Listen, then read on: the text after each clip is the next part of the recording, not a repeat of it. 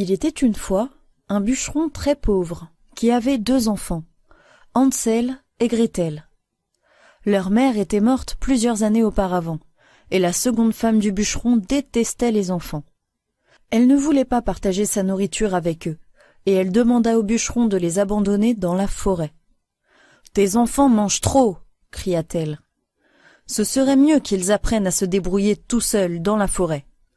Emmène-les très loin d'ici, pour qu'ils ne puissent pas retrouver le chemin de la maison. » Le bûcheron était un homme faible, et sa femme lui faisait peur. Alors, il obéit. « Mon amour, demain j'emmènerai les enfants dans la forêt. » Hansel les entendit parler, et il apprit le plan de sa belle-mère. Il décida de faire quelque chose pour que Gretel et lui puissent retrouver leur chemin dans la forêt. Il consola sa petite sœur. « N'aie pas peur, Gretel. J'ai une idée pour qu'on ne se perde pas dans la forêt, » lui dit-il.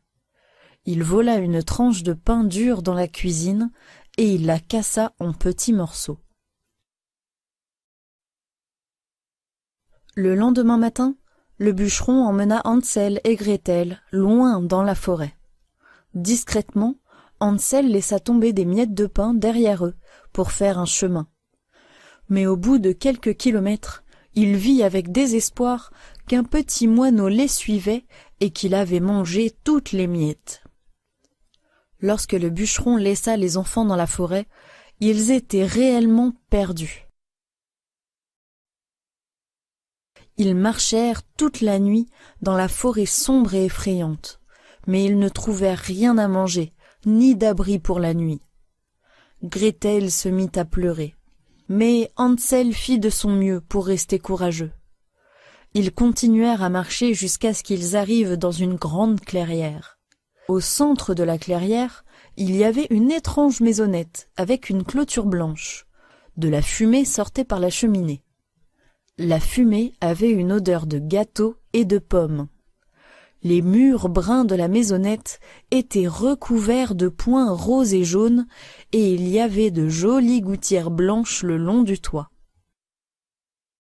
« Ça sent le pain d'épices !» dit Gretel. « Gretel, je crois que c'est du pain d'épices !» s'écria Hansel. Il prit une bouchée du mur de la maisonnette, et en effet, il avait le goût sucré du pain d'épices. Les enfants arrachèrent des morceaux du mur pour les manger avec joie. Une vieille dame souriante apparut sur le pas de la porte. « Bonjour les enfants, entrez, entrez, j'ai plein d'autres bonnes choses à manger à l'intérieur, et des lits bien douillets. » Hansel et Gretel poussèrent des cris de joie, et ils se précipitèrent à l'intérieur. Ils entendirent la porte se fermer derrière eux, et le bruit d'un verrou qu'on tirait. La gentille vieille dame se transforma sous leurs yeux en une vieille sorcière ridée. Elle avait un manteau noir, un nez crochu et plein de verrues sur le visage. La sorcière se mit à glousser et elle attrapa Hansel. « Ha ha ha ha ha ha! J'ai trouvé 2 nouveaux esclaves. Toi, tu vas dans la cage, mon garçon, » dit-elle en enfermant Hansel dans une cage en métal de la taille d'un petit garçon avec de gros barreaux.